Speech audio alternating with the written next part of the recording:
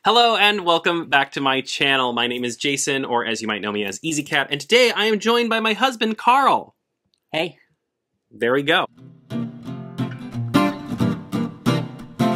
So today we have a board game video for you, and I thought it would be fun. So we own a lot of games. Yeah. Like a lot. Yes. Like how many?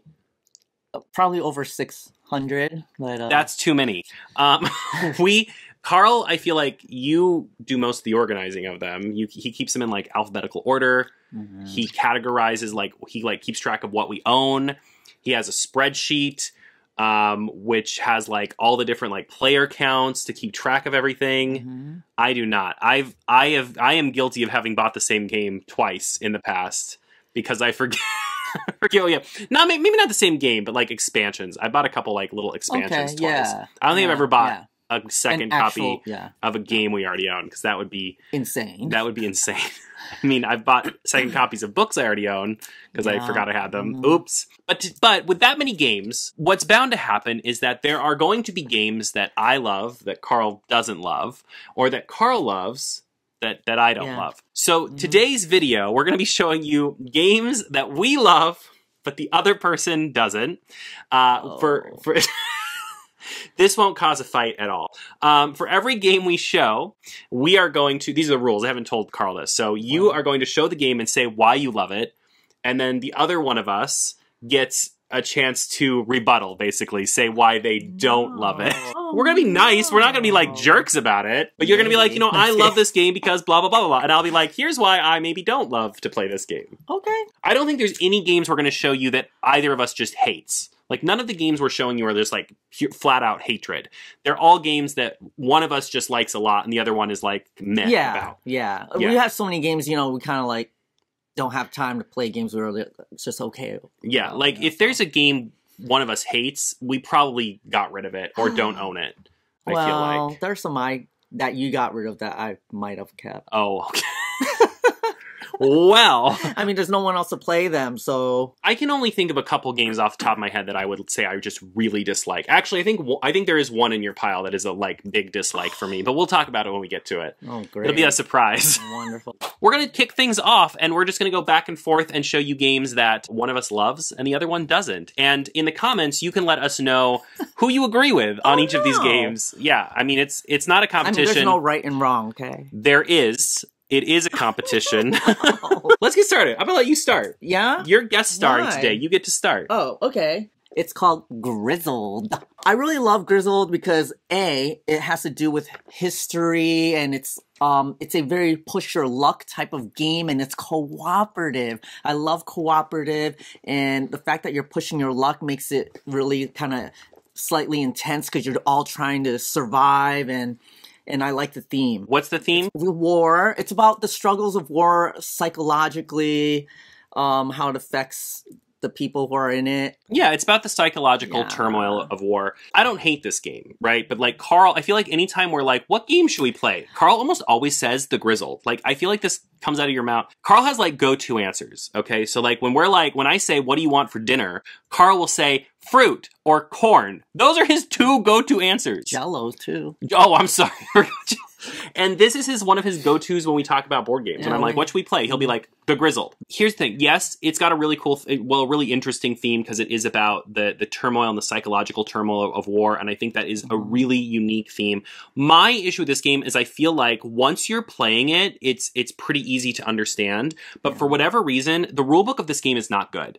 And trying to explain this game to people and have them grasp the concepts is very challenging. And so I have found that part of why I don't want to play this game is because I don't want to teach this game. Yeah, I wonder if maybe that's why my sister and her husband hated this game, because I probably didn't do a good job at teaching it. It's a hard game to teach because conceptually, it's a hard game for people to understand. Once they play it, it really is like a push your luck, you know, have too many cards that match, you lose. That's basically the concept of the game. But trying to explain it, like how the actual systems work, feels overly difficult for what it is. No, it shouldn't be, but it is.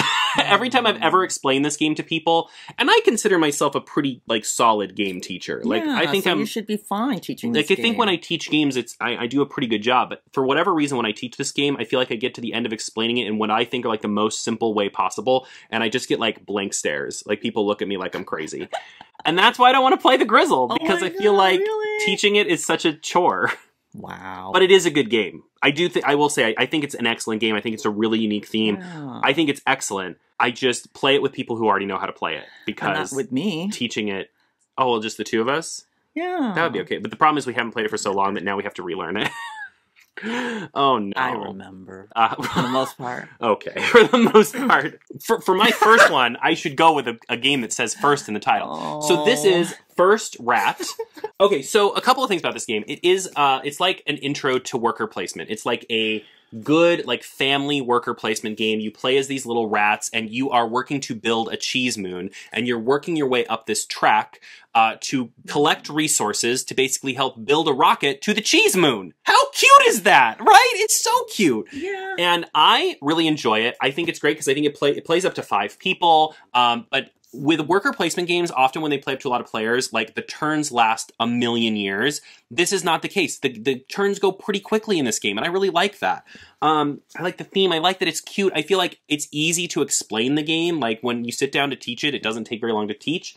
It's just like a nice, chill, casual worker placement game. But every time I want to play it, Carl's like, That's the case with many games you want to play, but more specifically, it's just because I think there are other games that I would prefer to play, and I don't know why.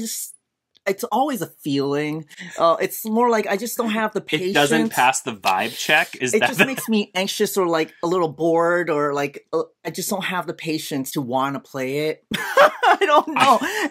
But otherwise I do like everything that you said about it, and yeah, it's cute and it isn't that bad when you play it, but I just don't want to. I have a theory about why Carl doesn't like this game. Why? So my theory, in this game, in a lot of worker placement games, you have like a board of options. Like you can go to the school to do this or to the place to do that. In this game, it's along a track. And really, you can just bop along that track as fast as you want, or you can like slowly, meticulously go up the track and be more strategic about the spaces you go to get things. And I feel like that range of options makes you like not really sure where to go or what to do. Like every time I've played this with you, I feel like you're always like, I'm playing this wrong. I don't think I'm playing this right. I feel like everybody else is playing better than me. I mean, I know why I initially didn't like it is because I didn't completely grasp it. And when you don't completely grasp something, you're struggling with like, I can't even try to win because I don't understand it completely. Like I didn't wrap my head around it. But I mean, I understand it now, but I think that was the initial reason. Yeah. You've helped me and also figure it you out. hate cheese moons. No, cheese moons. But yeah, I think that's part of it. I think it's just you're right. you have because Carl has a hard time making decisions. So I think when you have too many options, you're just not sure. It's just too much, and so you end up not really knowing. If I can't wrap my head around how to win, it's not fun for anybody. But I love this game. I think it's especially good if you want something like I love worker placement games, but some of them are just too much for families or people who are newer to them. But this is like a good introduction. Yeah, to be fair, I don't know why I made it so I couldn't wrap my head around it, but I think it's a great family game. Yeah, I agree. So that's First Rat. This one's popular amongst many people. It's called Betrayal on the Hill. Betrayal at House on the Hill. It is a very popular game. If you are in the board game sphere at all, you've probably heard of this game. I love it because it's got to do with horror, and there's I don't know if it's a rumor or if it's truth, but a lot of the stories or the scenarios in this are based on 80s B-movie horror films and stuff like that. And there's so many different scenarios where you play the game as a cooperative game at first, and then somebody becomes, the betrayer, and you guys get different rules, and the person has to leave the room, and they come back, and you're like, oh my god, what are they doing? They're trying to, kill us, and you have to stop them, and it's like a whole different game. It changes in the middle, and it's just, how fun is that? It's so much fun. I hate this game. I hate this game. Okay. I love it. So Carl just explained this game rules to you. Great. and I'm going to explain the exact same game to you, but from my perspective, all right? I'm going to set this in front of you so I can talk with my hands. Okay, so here's how this game goes. You explain the rules to 5 people, and 5 people are working, and in the beginning of the game, 5 people are working their way through a haunted house and exploring and trying to figure out what's going on in this house. And halfway through the game, something triggers, and suddenly the entire rule set of the game changes, and one person is the betrayer, so they are then now like the villain that everyone else is trying to stop, and there are different scenarios. So like in one, they might be like a plant monster invading the house, or in another, they might be aliens and they're controlling aliens. Different conditions for everyone to win and play. I, first of all, don't love that it's a game that completely changes the rule set in the middle of the game, because I feel like everybody, you've just taught this game to a table of people. They're just getting into the vibe of like, okay, now I know how to take my turn. And now the game changes, and now they have to relearn how to take their turn, essentially, and relearn their objective. The other issue I have with this game, it's completely new player unfriendly, because if you're playing with 5 people, and 4 of them have played this game a million times before, and one of them is brand new, I can almost guarantee you that the one new person is going to be the person who becomes the betrayer. And what's hard about that is you're then split into teams. So it's the one person who's the betrayer versus everyone else, and that one person is supposed to physically leave the room so that they can read their little rule book while everybody else reads their little rule book to try and figure out like what their new objective is, because it's secret, right? Mm-hmm. That one player, it might be their first night gaming. They might not be comfortable with games, and now they're all on their own to try and figure out the rules of this scenario. And the rules aren't always written the best in the first place. So sometimes it's like, what does this even mean? Well, that's fine. They can ask, and we can assist them a little bit if, at least they know how to read. They can figure out most of it. And if they need a little help, we can help them. I just feel like it's asking a lot of a player who maybe is struggling to grasp even the basic concepts, and now they have to like be against everybody and like have their learn an entirely new rule set. But we don't know that. I mean, we don't know that they sometimes like we do.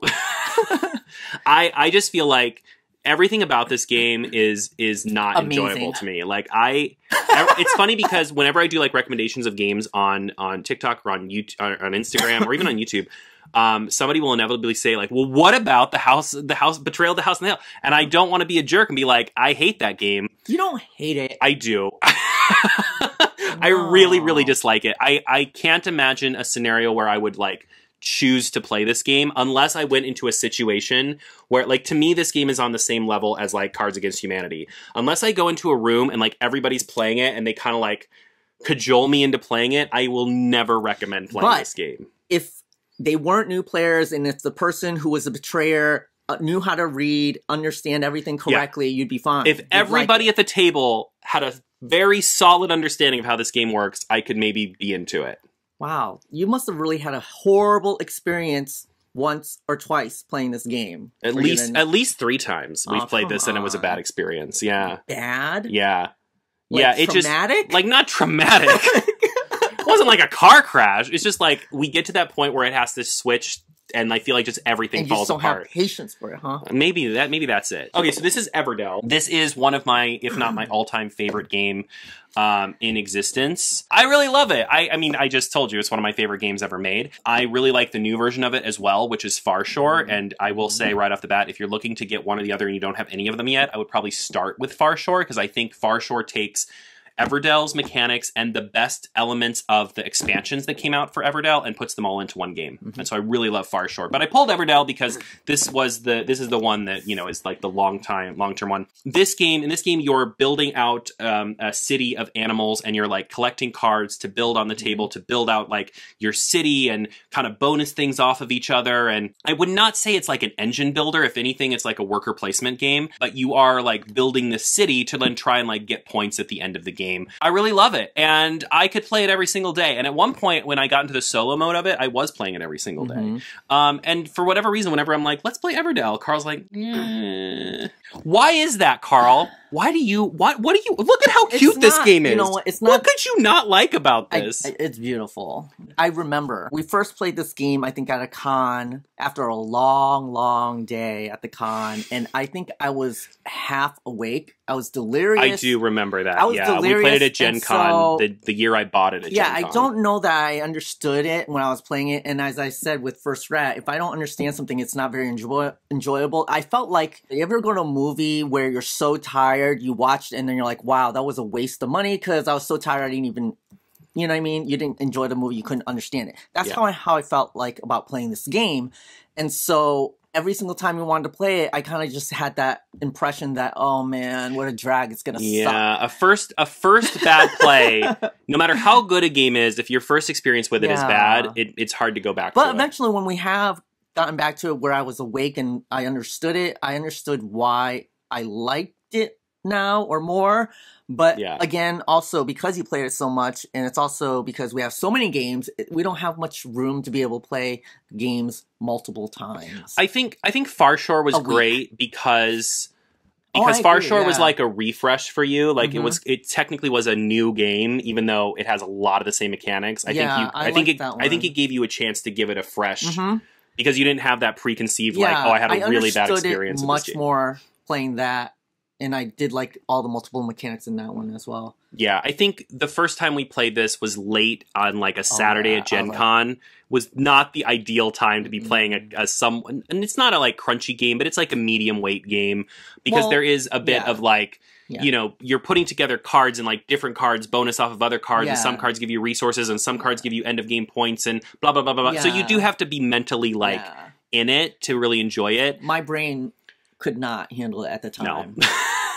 But we do love Everdell. Yes. Everdell is I love this game forever and always. It's so good. Mysterium. Why do I like this game? Oh, you know what? It's like Clue, except it's got this extra element of, you know, when you're trying to figure out who did it, where, and with what, you're actually trying to figure it out with a ghost who can only communicate with you using very abstract photos and pictures and little images and dreams like that you'll get, visions. Yeah. And so at first it's kind of cooperative because there's other what are they called? Psychics or whatever, mediums, and you're working together, but then by the end you're trying to see who can figure it out first. Yeah, so the concept is like one person is playing the ghost, and they are handing these cards with just like abstract artwork to everybody else at the table who are supposed to be mediums, and they're supposed to use those cards to try and figure like who killed the ghost with what weapon in what room, like all of that stuff, right? Like that's it's kind of like Clue meets Dixit. If you've ever played Dixit, it's the combination of the both. And there's a couple games that are like this now. Yeah, there are more games like this out there in the world at this point. And Carl likes to play the ghost. I feel like when we play this, both. You like playing both? Okay. High player count also. Oh yeah, it does have a high player count. I think it goes up to 8 players or 9 players or 7 players, which is still a high player count. Good. Yeah, 7 players. So my problem with this game is I don't like guessing games. And to me, when you give people the artwork in this game, right? So if you've never played this game, the artwork that you get, the artwork like this is like this. Okay, you can kind of see this or like this. Okay, so you'll hand someone silently because the ghost is not allowed to talk. You'll hand someone this, and they're supposed to get from this what like the murder weapon is. It's just like all abstract guessing nonsense, and I don't like that. But psychologically, and also what it does is that you kind of have to explore who you're playing with and who you're giving a card to because you maybe know how they think. Yeah. And so that should help you figure things out if you know what they're thinking. Yeah, it's a good game to play with like close friends because you know how they think and you might be able to guide them in the right direction. But I don't like guessing. I don't like guessing like just it feels like random guessing to me. It's like here's this picture of like a magical cloud world and I'm supposed to guess knife from that. I don't want to do that. Like it works, okay. Like when we sit down to play this, I'm always just like waiting for it to be over. Oh my god, no. What I will say is funny about this game, so we have another game like this as well called Paranormal Detectives, which I like more because there's a little bit more skill and strategy involved. What I will say is funny about these games is when Carl plays the ghost is supposed to not talk, and Carl is incapable of not talking or not making noise. So he will hand you the card when you're supposed to do it silently. He'll be like, but look at the center of it.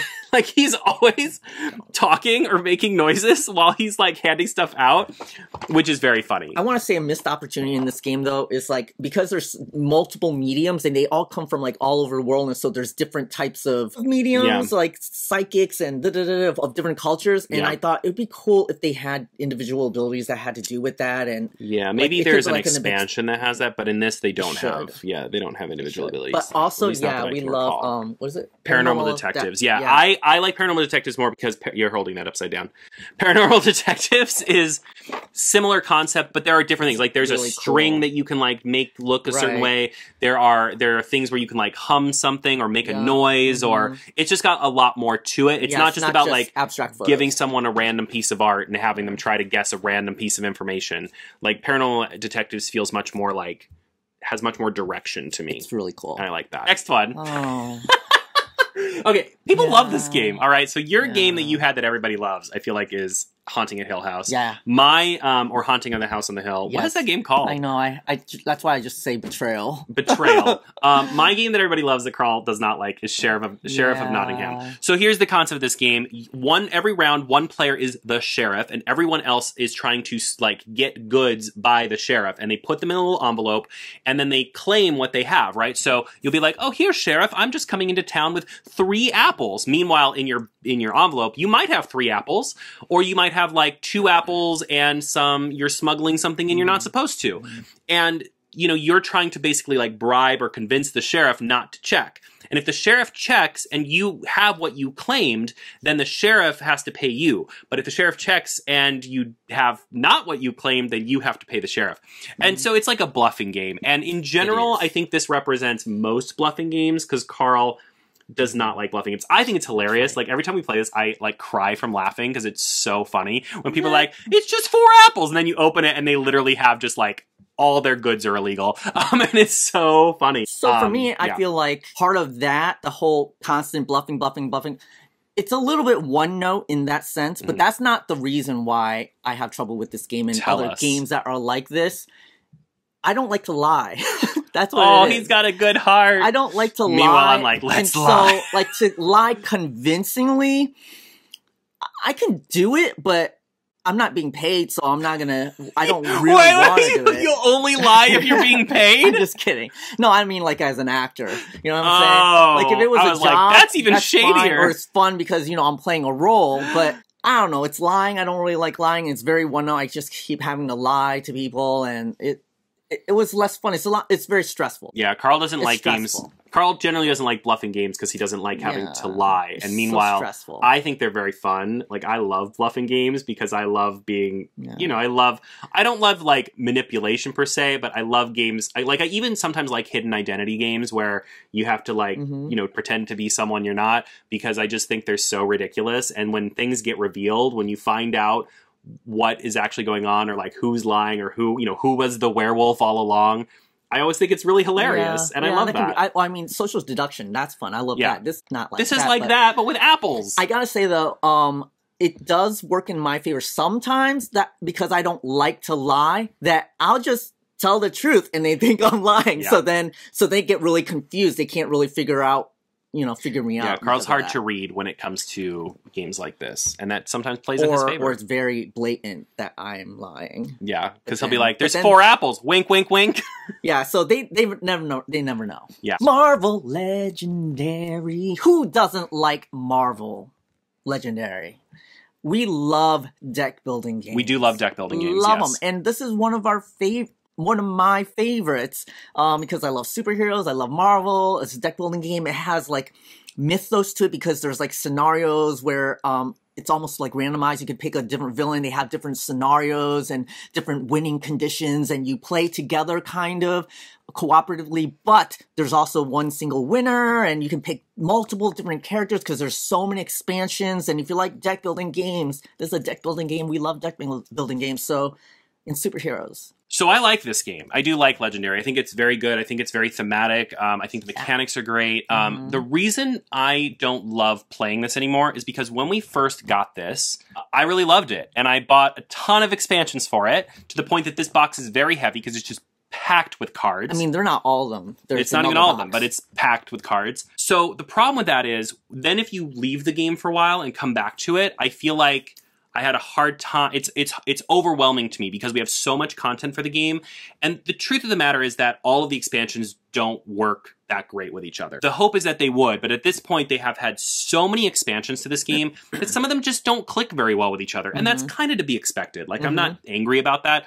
But it makes it overwhelming for me when I come back to the game because I'm like, okay, well, who should we play as? Let's make sure that we only play within one thing. I don't want to mix and match because I want it to work. And we've had a couple scenarios where, a while back, where we put things together that weren't supposed to be together, and it just was like a hot mess. Synergize. It just doesn't work. Yeah. And so when I think about this game now, I feel overwhelmed by it because we just have too many things for it. I thought the reason was because of the setup, setting it up. Yes, setting it up takes a long time too. And then putting it back away. Yeah, because you have to put everything back in their categories. Setting it up is like, I don't know, you could take half hours. But even that comes back to we just have too much stuff for it. Like, if I could go back in time, I just would not buy any expansions for this. They're separated enough so that you could play the base game without the stuff. But yeah, setting up takes a while too because you have to like separate all the decks and separate all the cards and put the right amount of cards with the right amount of things. And put that and we need 3 villains and 2 henchmen and 5 this and 4 that. It's a lot set up on this game. And I mean, I should say that's fairly true for a lot of deck building games. But that's why this game is so good. It's got so much going on. So I don't hate this game. I just get overwhelmed by the thought of it. Okay. Because when I think about opening this box, I'm always like, ooh, it makes my head hurt. But yeah, that's why. We should give it a chance. We should. We played it recently. We played it with your sister recently. We did? Yeah. And we had a good time playing it. It was fun, yeah. I picked this next game because Carl and I had very visceral, like, different reactions when we played this. I don't remember this game. So this is Trailblazers. This game is a puzzly game where you have these cards and you're basically trying to connect them to each other every round to create paths throughout this, like, national park. And you're trying to create bike paths, water path, like rivers, and then I think like mountain trails, and you're trying to connect these cards in a way that these trails go from like the camp, like the starting camp, in a circle, like unbroken, back to the starting camp, and you only have so many turns to do it. And this is one that Carl just really did not like the puzzle of. Oh, yeah? Because he just like couldn't, you really could not wrap your head around this one. Yeah. And I remember when we were playing this, very specifically, I had this moment where I was like, I love this. Like, the puzzle of it is so good. And Carl was like, I do not like this. I can't remember. I blocked it out of my memory. Blocked it out of his memory. But it's hard because the cards that you're connecting. Oh, he won by like a landslide. Yeah, we played.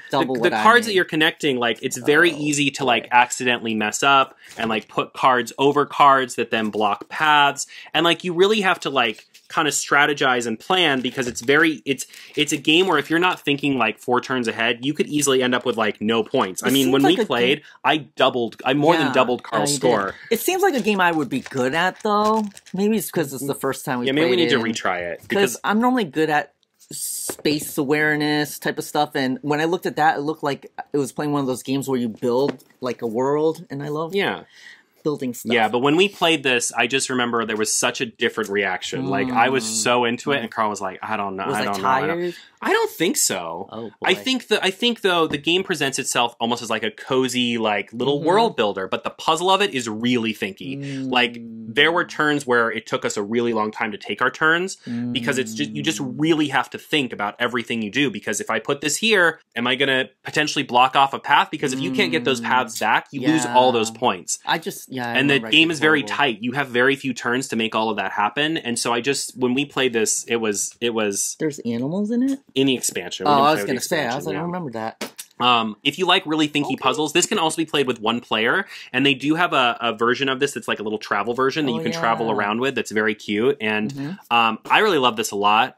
Maybe we need to give it another chance. We'll have to give it another chance. Totally. Yeah, there you go. This is a classic. It's called Shadow Hunters. I was like, wait, what is This is one of my favorite games. It's called Shadow Hunters. It's been so long. It's kind of like a social deduction type of game where everyone plays as a different role. Either you're like the bad guys or the good guys, but in this case, it's like demons and angels or something like that. And there's also neutral, like just townspeople characters. Right, and so people are on different teams. They don't know who's on whose team, and you kind of have to eventually figure that out, and you're trying to eliminate the other team. I love that, the social deduction part of it. I love that it's kind of got this, I guess it's anime-ish style, darker, and it's also can play up to 8 players. I don't know, I was really impressed with it the first time we played it, and ever since I was like, oh, I love this game. I do not hate this game. This game is, so yeah, very much what Carl said. There's like angels, demons, and then neutral characters, and every single character has a different like win condition. And obviously for like some, like for the angel characters, it's like all the demons must be dead. For the demons, like all the angels must be dead. But there are some neutral characters that are like, they win if they're the first player out. For example, like they're the first, because when you take damage, because nobody knows who anybody is. It's like hidden identity. So when you take damage, you move along this board, and when you get to where your character would die, then you have to reveal who you are. And so I like all of that. I think my issue with this game really, first of all, again, it's not very new player friendly because when everybody has a different role that they have to figure out in different win conditions, that can be kind of hard for people that are newer to games. But I just don't love that it has player elimination. And we have played this a couple times where one player has gotten eliminated really early, and then they just have to wait for everybody else to play. Don't they become a ghost? No, not in this. No? No. Oh. No. At least I don't believe so. But like, I remember one time specifically, one person was out on like the second turn. Oh, that's crazy. And they had to wait like 45 minutes to an hour for everybody else to finish the game. And I don't love that. I'm really not a big player elimination fan unless the player elimination happens very quickly. I think with certain games, when you have player elimination, like when one player gets eliminated, it's very short amount of time before other players get eliminated. But with this game, it's a little too unpredictable. I think there are times where it all kind of happens at the same time, but there are also times that are outliers where one player gets eliminated really early and then they just have to sit around and like eat chips while they wait for everybody else. I don't recall them being ghosts, but it's been a while since we played this. So, I don't know. Maybe they are ghosts. Now, I want to say this is more of a representation. This is not specifically Gloomhaven or Gloomhaven Jaws of the Lion. This is about more than Gloomhaven, all right? I love like story-based dungeon crawly campaign games, and Carl just doesn't. And so a lot of times when I get these, I have to always make sure now that they have solo modes, because chances are good that I'm going to end up playing it solo, because Carl just doesn't really enjoy these the way that I do. So this is true of Gloomhaven, and it's true of a lot of other games we have that are like this. I mean, Descent, Imperial Assault, Kinfire Chronicles. Like, I love all of these type of games, and it's just not Carl's vibe. I think partially because a lot of them involve like reading story or listening to someone read story, and Carl kind of checks out when someone else is reading a story to him. Yeah, maybe. Like, I guess part of it is also, I wonder if it's a miniatures thing. I mean, maybe not like just miniatures, but a very specific type of miniatures, like RPG-ish. Yeah, some of the story aspects. I think for me, it's a little bit slower or a little bit boring to me a little bit. Maybe because it's always just like, take step, you fight, step, fight. And sometimes it's fun because it could be a really engaging story. I could be really into the story and stuff like that. But I think for the most part, also the genre of I don't know what you call it, sword and sorcery, fantasy. Not that I don't like fantasy, but I guess in this form, I don't know why. I feel like every time I pick up I feel like when I pick up a fantasy game, you're usually like, like you're just not that into like the fantasy genre. So maybe if we got something that was like this, it was more like sci-fi or maybe something of that nature. But mayhaps. But yeah, I love stuff like this. And it's not like you won't play them, but in general, like if I want to experience an entire story of one of these games, I have to be able to play it solo. I mean, I still like fantasy. Like I'd watch a fantasy movie. Yeah. So I'm not really sure what it is. I just feel like when we play these games, there's always that point where you have to like read the story, like the heroes arrive in town with their satchels held over their back. And Carl, I can always see his eyes glaze over and just like dungeon crawly aspect, I think, is the biggest. Just like taking a step, talk, take a step, fight, taking a step. I mean, it just feels slower to me. Yeah, in mini games like this, it can very easily feel like you will have turns that are really great where you feel like you did something awesome, but I feel like you'll also have turns where you did nothing, right? Like you maybe moved a step or whatever, or picked up some gold, and the turns in games like this do not feel created equal. Like some turns feel really great and some turns feel really like, okay, I just did nothing and now I have to wait for 3 other people to take their turn. I mean, I think that's also why I kind of like playing them solo, because it doesn't matter. Like I never have to wait for someone else to play. I can just keep going, and it feels, the pace feels really good when I play games like this solo. And I've had fun playing these games. It's just not my first choice. Yeah. Ever. Ever. So yeah, I love Gloomhaven. I think I've found other games like this that I like a little bit more than Gloomhaven specifically at this point. But I really like games like this, but in general, I'm probably going to play them solo if I'm going to play them at all. If they're a superhero, I'd maybe be a little bit more interested. See, hear that? Maybe. If you want to make a superhero game like this, we will check it out. And Carl might like it. They have some, maybe. Possibly. Maybe. This is a classic game. Many of you could have been your first introduction to board games. I know that's the truth for many. We're talking about Dead of Winter specifically, but he grabbed the expansion, which is The Long Night. So just Dead of Winter in general. I mean, this is one of the first games we played where we were kind of like blown away with the mechanics. Like, wow, board games are cool. Yeah, it was just, I mean, that's the same reason why a lot of people love this game, and it's an introductory game for many people who got into board games, like that board game store we went to.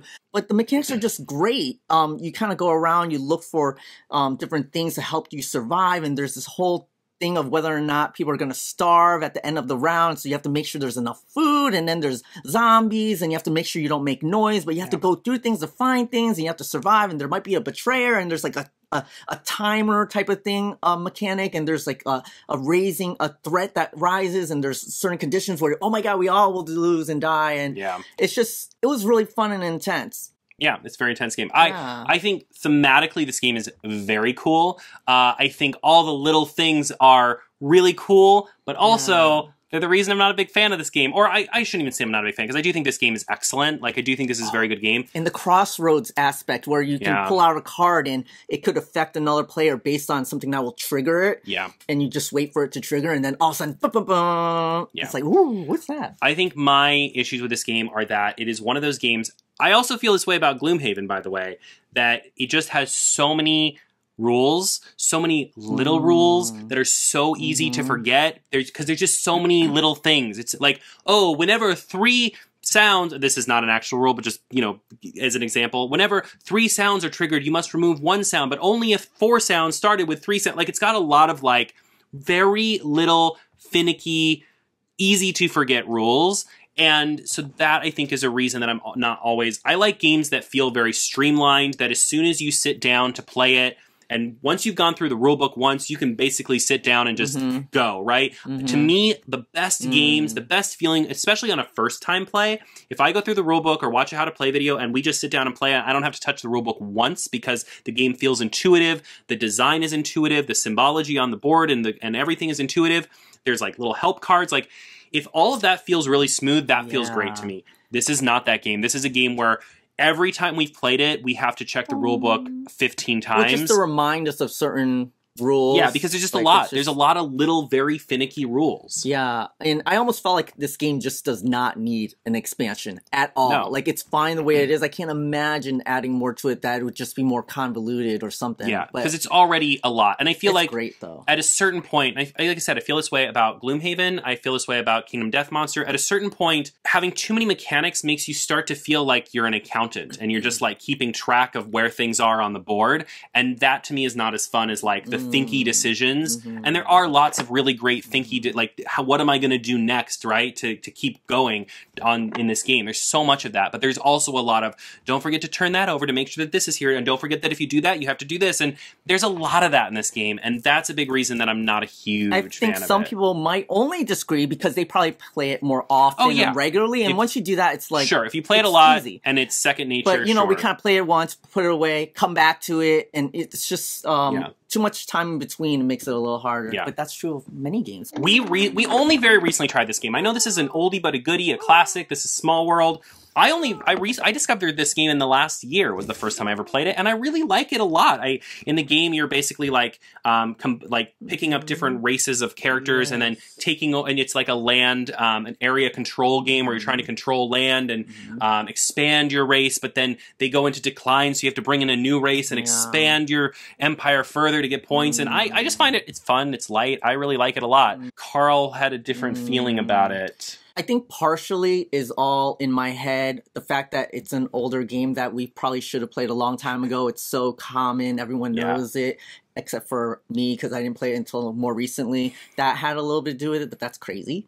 And then I didn't but that's crazy. I think I didn't love the competitive aspect of it, of the area control part. I'm not that we don't have other games that I love that are area control, so that's definitely not the reason why. I guess I didn't like the whole thing where you're like changing between different tribes or whatever you call it. I didn't love that, but otherwise I remember playing it last time. I actually kind of enjoyed the mechanics a little bit. It was kind of fun, but maybe it's just a psychological thing. Yeah. I don't know. I think whenever we've played it, it's another kind of like First Rat. I feel like it's a game where you kind of always, every time we play it, I feel like you kind of feel like you're behind. You know how that whole thing I said about it being like an older game that we should have played before? That's kind of how I am with things. When things become old, I'm less interested in them. It's kind of like a movie. If a movie has been out for more than a week... As soon as I get old, he's like, get out. No, never. Get out. No, but like movies, I'm like that. If a movie's been out for more than a week and we still haven't watched it, I'm kind of less interested. It's horrible. It's true. Go see that movie. It's been out for a week. But it's old news. A little to do with what will the neighbors think if they hear we've gone to see that week-old movie? It's true for a couple games that we learned to like much later in our board game careers. What is your last game, Carl? Oh, you saved your favorite for last. Yes. This is the DC deck building game. This box is so heavy. Are you kidding me? So the main reason why I love it, deck building game, DC. End of story. End of story. I love deck building game mechanics. I love DC. It's not the best game ever. I actually think Marvel Legendary is better, more thematic. I love the additional mechanics and things like that. But I love DC, so that's why. But Jason never, not just Jason, nobody ever wants to play it. So I have to learn to try to play it by myself, which I tried before, and you know, it's all right. But sometimes I find people who are like into it, and I'm like, I'm in awe. I'm like, where are these people? Where do they live? Who are you? Yeah, why aren't you in my life more? So I just buy all these and collect them and pray that maybe on my birthday, maybe someone will play it with me. So here's my thing with this game. I want to say right off the bat that I think the newer versions of the game that we have played have been pretty good, actually. Like the last time we played it, we played one of the newer expansions, because there's a lot of expansions for this game, which is why this box is so enormous. And I enjoyed myself. But we have played earlier versions of this game, and the experience for me was so miserable that it has now left like a very negative taste in my mouth, to the point where like when I think about this game, I think about those earlier experiences and I'm like, oh, the worst of these was we played one of the first expansions that was like a co-op expansion. And the game was like broken. Like we played by the rules, followed everything was going, and it took over 6 hours to play, which is nuts. Wasn't there one where it was just like the whole day and we still didn't finish? Yeah, it was a whole day. I mean, because there were cards, it was this like whole crisis thing. There were cards that would come out that would like affect all the players. And there was one card that came out after 4 hours of playing that made me get rid of almost my entire deck. So I had to start over. And that was a really bad feeling. There's two things. I wonder if it had to do with the fact that we're just playing as a two-player game. I wonder if that makes a difference. I don't know. I mean, I wouldn't want more than 3, probably, because the turns might take longer. But I also do want to say the base game mechanics are very, very simple. It's very base for deck building games, so it's a great place to start to introduce deck building. Yeah. I also think this is a game... this is true of a lot of deck builders, so I don't want to completely put this all on DC deck building. People love this Actually, this is true of a lot of games, but it's something I think about a lot. So in DC deck building game, I very much feel the sense that I like my turn a lot. When it's my turn, I like my turn, okay? And you like your turn too, right? When you're playing and you're getting to lay down the cards and bonus stuff, and this bonus is off of this, and this gives you more of this, and blah, blah, blah. Your turn's great. You know what's not great? Everyone else's turn. Because you're just sitting there waiting for them to count up how many attack they have and how many defense they have and how many coins they have, and it's very tedious waiting for other people to take their turn. It's not a fun game to wait for other people to take their turn on. Though the cooperative or feature versions where there's more interactive elements in the cards and games makes it a little bit better. It does. It does make it better. But in some of those earlier versions, you literally could get up and leave the table and just wait for that person to do their card accounting for 15 minutes. Right. And then come back and it'd be fine. And just so play a later version. Yeah, so I will say if you're going to play this, try to play one of the later versions and be very wary of the crisis expansions especially the first one, because man, it was a nightmare. It was one of the most broken experiences I've ever had, and I remember very vividly I tweeted to the company and I was like, this was a really bad experience. I just want, I want to give feedback, and they were like, you must have played it wrong. I was like, we didn't, but okay. And I also say that a lot of people will make house rules. Oh, yeah. But he doesn't like the idea that you have to do that, but you can do that to make it more enjoyable. I'm a big non-believer in house rules. Not that you can't do them. I think, if you want to make house rules, make house rules. I'm not telling you not to. But I'm a big believer that if you have to house rules a game to be fun, then the game itself isn't actually that good. If you have to change the basic rules of the game for it to be enjoyable, probably not a very enjoyable game to begin with. But that's my hot take. That's my hot take for this video. If you made it this far, you got to hear my board gaming hot take. So that's your last one. I have one more. You do? I actually have one more to share. Any game we've already played once. Oh my. Carl doesn't want to play any game that we've already played one time. Well, it's because we must play new things, always. I think it has to do with that whole old thing, number one. And number two, we have so many games. Can we at least play everything once? We have no, we're never going to get games through that them. we've never touched. Never, ever even touched. Never even played once. So yeah, it's horrible to say that most of these games that we've only played once. But we kind of need to move on, and I think there's ones that we should revisit, sure, but not on a weekly basis. There are times where I know we're going to have a bigger group, and I'm usually the one who's teaching the game, who's making sure that I'm facilitating, making sure everybody's following the rules, making sure everybody understands, helping people if they're not sure what they're doing. That's usually my role at game night, right?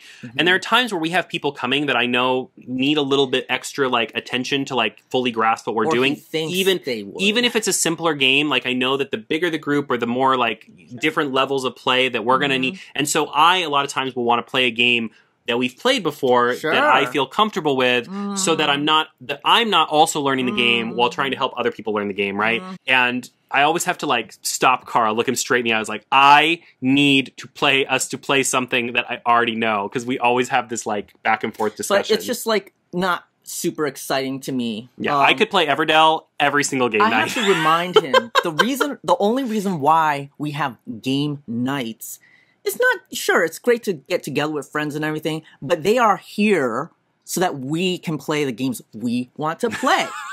So they're not here to play a game that I've already played that I don't really feel like playing today. They're here because I want to play that game we've never played before, and we want some more people and have some friends join us, okay? I'm not just going to have some random game night just to play games with friends. Ugh! Games with I'm just kidding. Unbelievable. No, but you know what I'm saying? Games with friends. It's oh, it's great to go out with friends, but let's just go to the same movie we watched last week. Sure, we're still with friends, and that's great, but can we at least watch a new movie? You know what's funny about this is that, but when it comes to food, we will happily go to the same couple of restaurants over and over again. That's not true either. We want to try new things. Yeah, sometimes. But there are some go-tos. Yeah. But yeah, I just think it's always funny because we always have this back and forth of I sometimes really want to play something we've played before. And that again is why I really now, I talked about this in my solo board game video, which I'll probably do another one of those soon because people really enjoyed that. But a lot of times there are a lot of times where I won't buy a game if I find out it doesn't have a solo mode, unless I really want that game, because when it comes to replaying games, a lot of times the only chance I get to replay games is if they have a solo mode. And so a lot of times with a game, what will happen is we'll play it the first time with other people, and then Carl's done with it because it's dirty dishwater, water, get it out of here. It's dog water, throw it out. Aww. And then I will come back to the game and play it several times solo to really get into the feel of it. And then really kind of experience the game. And that's kind of the life cycle of board games in our household. And we also try to avoid games that require like 3 players or something like that, because 3 players we can't play together. Like 3-player games. Yeah, 3-player games are hard because then we have to have another person, and that gets or they'll have some kind of mechanic where it's like a non-player third character, which I'm now more fine with because so many solo games do that that I've kind of gotten more. In the beginning, I was like, ugh, I don't want that, but now I've gotten more used to it. Thank you so much for joining us. This was a lot of fun. Let us, like I said at the beginning, please let us know your thoughts. Do you love some of these games? Do you hate some of these games? Are you more Team Jason on these issues? Are you more Team Carl on these issues? Why you gotta be like that? You have to pick a team. Listen to me. No, listen, pay attention. You have to pick a team. You must. Thank you so much for watching. Of course, if you want to see more content, we do. If this is your first time watching, first of all, welcome. If you've been here a long time, welcome back. I mainly focus on books, board games, and other fun things. I do scrapbooking videos on my channel, so make sure to check all of that out. And if you want to see when I post a new video, regardless of what crazy thing I'm talking about this week, you can like and subscribe, and that way you'll come back for whatever nonsense we decide to talk about for the week, right? There's tons of nonsense. Great nonsense. There's a lot of nonsense. Great nonsense here. Though. I hope you have a wonderful rest of your day. Carl, thank you for joining us. You're very welcome. Oh, very welcome. And as always, happy pleasure. It is a pleasure. Okay. As always, happy playing. Gaming. Okay.